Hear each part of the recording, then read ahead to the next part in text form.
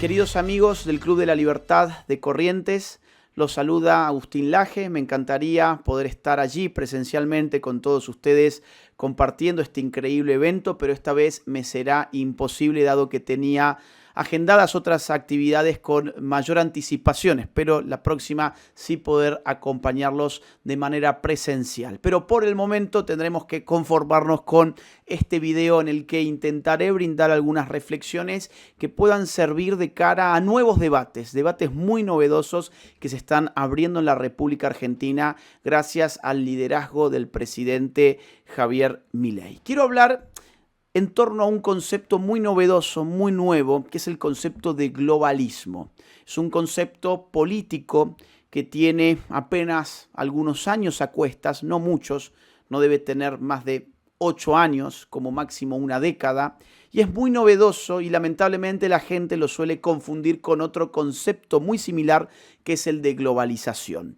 El concepto de globalismo vamos a escucharlo cada vez más en esta Argentina que se levanta contra la Agenda 2030, que se sale del llamado Pacto del Futuro, Pacto 2045,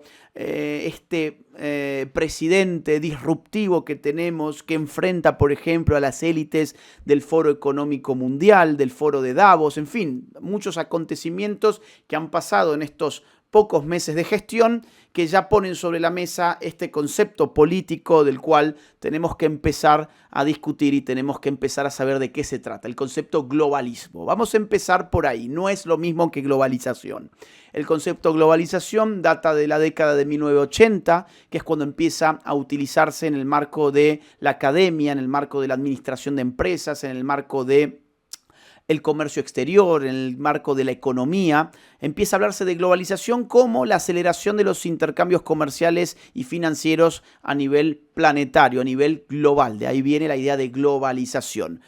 Aceleración y facilitación producida por la irrupción de las nuevas tecnologías, de la comunicación y del transporte que explotan ya de una manera muy clara hacia la década de 1990, cuando ese término, el término globalización, sale de la academia y se populariza. Globalización es un concepto económico.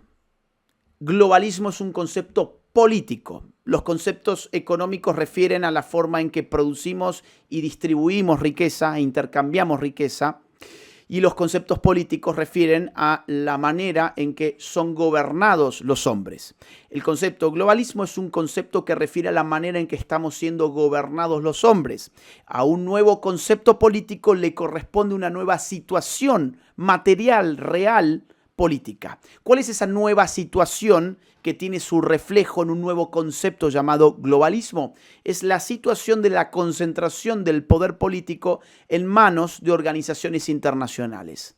¿A qué hace referencia, por lo tanto, el concepto globalismo? A esto último, a la transferencia de poder que va desde los estados nacionales hacia organismos supraestatales y supranacionales. El concepto soberanía, otrora vital para definir el alcance y el poder del Estado moderno, concepto fundamental para Bodino, concepto fundamental en el siglo XVI, concepto fundamental para Hobbes, el Leviatán. El alma del Leviatán es la soberanía, dice Hobbes en su descripción tan corporal que hace en su libro El Leviatán. La soberanía es el alma de ese cuerpo llamado Leviatán. Es también, ojo, es también un concepto muy importante para el liberalismo clásico, para John Locke. Cuando leemos el segundo ensayo sobre el gobierno civil, vamos a encontrar que la soberanía está definida como el poder de dar leyes. Y el poder de dar leyes se inscribe en la posibilidad de garantizar a su vez derechos naturales propios de un estado prepolítico, de una situación prepolítica o un hombre en estado de naturaleza. Por lo tanto, la soberanía también es muy importante para el lenguaje lockeano. Ni hablar para el lenguaje de Rousseau, donde la soberanía tiene que ser depositada en su origen y su origen es el pueblo soberano. El concepto de soberanía ha acompañado la conformación del Estado moderno desde sus inicios hasta nuestro siglo XXI y ha pasado por las más disímiles ideologías políticas.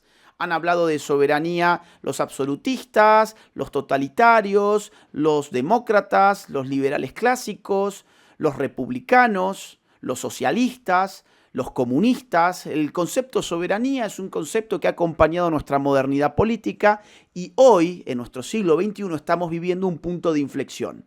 ¿Por qué? Porque esa soberanía que remitía a un poder supremo y exclusivo sobre un territorio específico, o sea, el territorio de la entidad estatal, que es una entidad además definida territorialmente, ese poder empieza a derivarse hacia organizaciones políticas que no tienen naturaleza territorial y que no tienen además pueblo. No tienen pueblo. ¿Cuál es el pueblo de la OEA? ¿Cuál es el pueblo de la ONU? ¿Cuál es el pueblo de la CIDH? ¿Cuál es el pueblo, no sé, del Foro Económico Mundial? ¿Cuál es el pueblo? No hay pueblo. No hay territorio. Son autoridades que, sin embargo, ejercen poderío político en una nueva forma de configuración política, que es lo que podemos llamar la forma globalista de ejercer el poder. Entonces, esto me da pie para entrar en el caso concreto. Si estamos de acuerdo en términos conceptuales, si hemos entendido a lo que nos referimos cuando nos referimos a la soberanía, pues podemos entrar en el caso concreto. Hay muchos casos concretos para mencionar. Yo voy a mencionar los que hoy se están discutiendo más en la Argentina para saber de qué va la cosa. En primer lugar, vamos por el Foro Económico Mundial, que fue con lo primero que se metió Javier Milei en aquella alocución que tuvo lugar, si mal no recuerdo, en febrero de este año, cuando Milei acusa a los empresarios del foro de Davos, el Foro Económico Mundial, de haber traicionado los valores del capitalismo de libre empresa y haber apoyado a las fórmulas estatistas, proteccionistas, intervencionistas, dirigistas y socialistoides. ¿De acuerdo? Bien. ¿Qué es el Foro Económico Mundial? El Foro Económico Mundial es una estructura internacional, global incluso, global, que fue creada en 1971 por un señor llamado Klaus Schwab, un economista que salta a la fama tras responderle a Milton Friedman en 1970. En 1970, Milton Friedman publicó un famosísimo artículo titulado algo así como la responsabilidad social de los negocios es hacer negocios. Claro, en esa época estaba poniéndose muy de moda un concepto, el concepto de responsabilidad social de la empresa, concepto que aludía a la necesidad de que la empresa se encargara de temas no económicos. Y Milton Friedman decía, no, oiga, la naturaleza de la empresa es meramente económica, tiene que generar negocios. Su forma de beneficiar a la sociedad es siguiendo las leyes del mercado porque es la manera en que brinda mejores bienes, mejores servicios a mejores precios. Entonces, no le pongamos a hacer cosas propias de la política. No llevemos a la empresa a hacer activismo social, activismo político. No confundamos los planos, porque vamos a estar utilizando el dinero de los accionistas para hacer cosas que los accionistas probablemente no quieren hacer con su dinero. Los accionistas ponen dinero en una empresa para ganar dinero. Así es como se beneficia. Y se beneficia a la gente, ¿por qué? Bueno, porque se multiplica la riqueza, porque se multiplica la disponibilidad de bienes y servicios, bajan los precios, etcétera. Hay más oferta. Entonces, Milton Friedman trae la idea, a contrapelo, siempre políticamente incorrecta, a contrapelo de las hegemonías culturales, de que la idea de la responsabilidad social de la empresa es un virus socialista que se ha metido en la empresa privada y que hay que sacarlo. Y Klaus Schwab le responde a Milton Friedman en el 71 con el concepto de stakeholder capitalism. O sea, algo así como, lo podríamos decir en español como capitalismo de partes interesadas. La idea de Klaus Schwab es que, al contrario, la empresa nunca tuvo tanta tarea social para hacer, tiene que desligarse de servir en el mercado de una manera absoluta, sino que además tiene que incorporar necesariamente una inserción en asuntos sociales, políticos y demás. Esto va a entusiasmar mucho, esta respuesta de Schwab va a interesar mucho y va a entusiasmar mucho a jerarcas de lo que hoy conocemos como Unión Europea. En ese momento se estaba desarrollando, estaba ampliando sus tentáculos. En ese momento, los jerarcas de por entonces, de lo que hoy llamamos Unión Europea, lo llaman al señor Schwab y le dice, venga, le vamos a poner una estructura global. Y le fundan lo que hoy conocemos como Foro Económico Mundial, en 1971. Desde entonces y hasta hoy, el Foro Económico Mundial ha venido promoviendo reuniones anuales en Davos, donde juntan a la élite política, la élite académica y la élite económica durante algunos días en Suiza, en Davos, para definir lo que ellos llaman la agenda global. Ellos mismos se definen como ciudadanos globales. Es impresionante el nivel de arrogancia, de faltar la arrogancia de esta gente que se autotitulan ciudadanos globales sabiendo que el concepto ciudadano es un concepto jurídico que remite a una relación política respecto de una autoridad política. Es decir, si ellos son ciudadanos globales es porque hay un poder político global que les ha concedido derechos a ellos. Es decir, eso es lo que se deriva, por lo menos conceptualmente, de su tipo de lenguaje político y jurídico y también jurídico que usan. Entonces, esta gente tiene la noción de que su poder económico le habilita a diseñar lo que ellos llaman las agendas globales. Y tienen una inserción enorme, entre otras cosas, en Naciones Unidas. Y ahí vamos a Naciones Unidas. Naciones Unidas es una estructura semipública, compuesta originalmente por estados, pero luego financian las entidades privadas, financian también los órganos especializados de Naciones Unidas, como la OMS, como UNESCO, UNICEF, etcétera, el Fondo de Población de Naciones Unidas, etcétera. Son financiadas por los privados y terminan cumpliendo las políticas que los privados que les financian, básicamente. Por ejemplo, los intereses de Gates dentro de la OMS, que es uno de sus principales donantes, son intereses dudosos cuando ves que el propio Gates también tiene intereses en otros tipos de industrias vinculadas. Temas farmacéuticos, por ejemplo. Contra eso se está peleando en este momento, se va a empezar a pelear en los Estados Unidos en la próxima gestión de Trump. Bien, volvemos al punto. La ONU, que había sido una organización nacida para resguardar la paz y la seguridad en el mundo, empezó a multiplicar sus órganos especializados y empezó a cubrir un montón de temáticas. En el año 2000, la ONU crea algo llamado Agenda de los Objetivos de Desarrollo del Milenio. Eran 8 objetivos para cumplirse a más tardar el año 2015, o sea, 15 años para cumplirlos. Esos 8 objetivos no solo no se cumplieron, sino que fueron un verdadero papelón. Y en el año 2012, en Río +20, el secretario general advierte que no se va a cumplir los objetivos del milenio y que por lo tanto había que redefinirlos, hacer otro tipo de agenda, y ahí empieza a convocar y a definir la estructura de lo que será Agenda 2030. La definen en Río +20 en el año 2012. ¿Quiénes establecen la Agenda 2030? 3 grupos. Uno, un grupo de tarea abierto que va a definir los objetivos, compuesto por solo 30 personas. Otro, de expertos en financiamiento, compuesto por 30 personas. Y otro que es llamado Foro Político de Alto Nivel, compuesto por 27 personas. A esas 87 personas se le va a dar la misión de generar una agenda para la humanidad que sea integral e indivisible. O sea, que no esté sujeta a ninguna modificación de nadie. Esto es lo que después sale a la luz con la resolución 71, que es la resolución que le da vida pública a la Agenda 2030 en el mes de septiembre del 2015.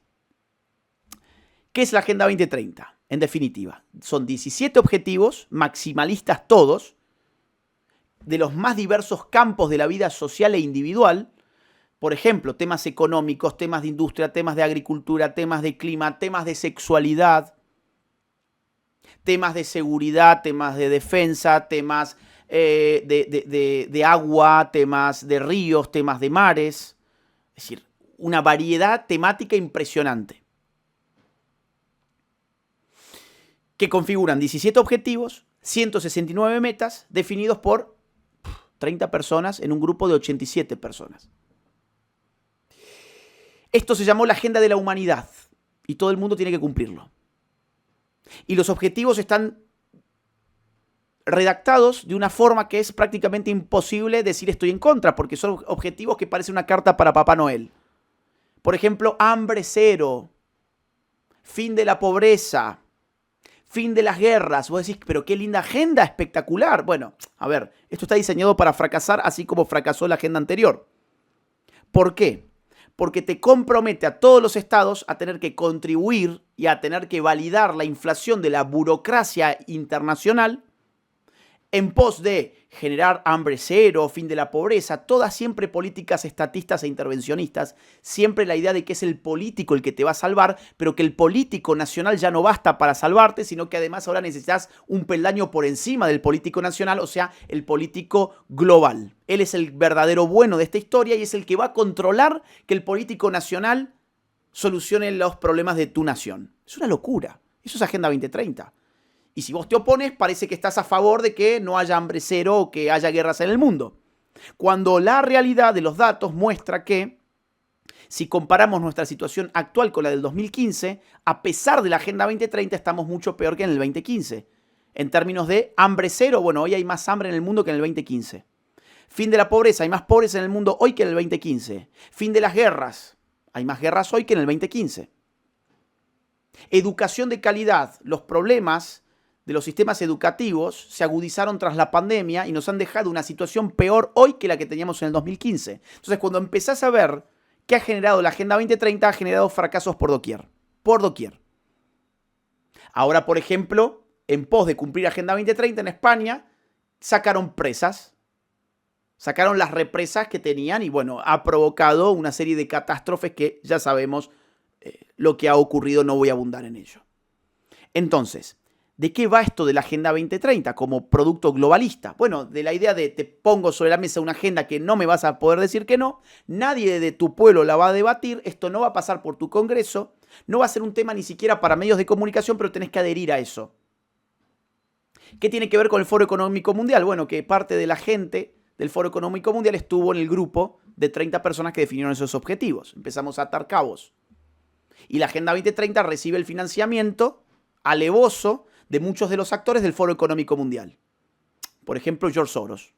Open Society Foundations, la de George Soros, es parte del Foro Económico Mundial. Por poner solo un caso, pero podríamos poner un montón de casos más. Solo que no quiero que se me haga tan largo esta intervención. Bien.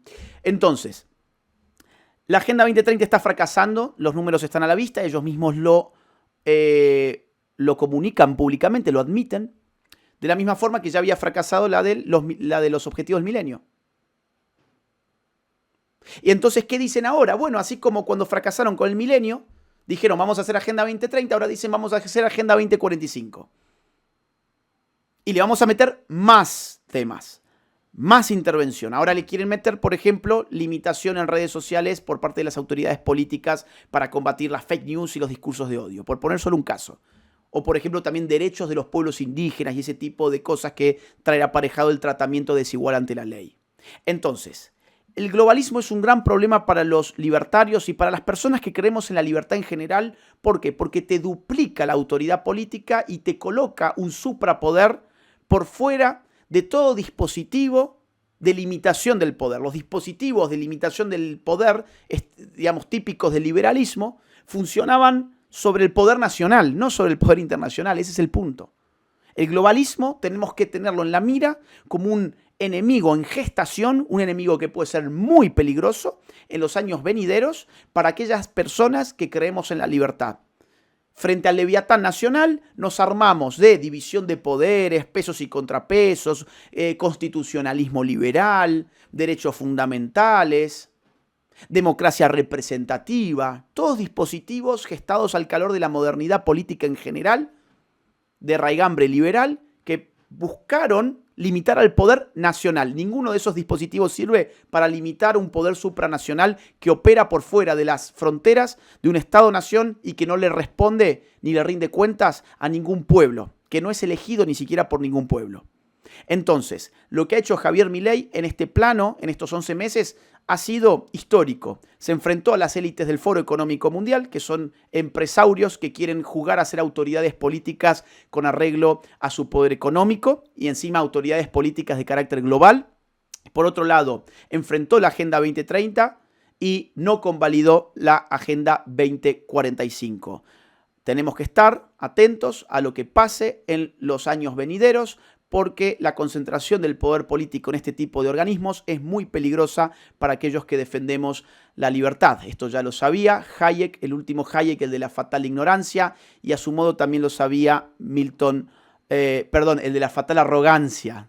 No sé si dije ignorancia porque hay el libro del queridísimo Axel Kaiser titulado La fatal ignorancia y mi cansancio a veces me hace hacer algunos furcios. La fatal arrogancia de Hayek se los recomiendo mucho, va en contra de lo que hoy ya estamos llamando globalismo, o por ejemplo las ideas de Milton Friedman cuando se enfrentaba a la idea de que el poder económico tenía que tener roles sociales y políticos por fuera del sistema de mercado, a contrapelo de lo que quiere el señor Klaus Schwab y su Foro Económico Mundial. Así que, queridos amigos, estas son solo algunas reflexiones que espero que puedan servir para los debates venideros. Les mando un gran abrazo y ojalá nos veamos pronto.